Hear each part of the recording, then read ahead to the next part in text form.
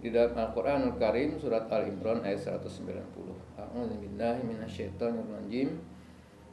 Inna fi khalqis samawati wal ard, sesungguhnya dalam penciptaan langit dan bumi, wa ikhtilafil laili wan nahar, serta bergantinya malam dan siang, la ayatil liulil albab, sesungguhnya adalah merupakan pasti menjadi tanda-tanda, bukti-bukti kekuasaan, kemahaagungan, kebenaran dari Allah Subhanahu wa taala.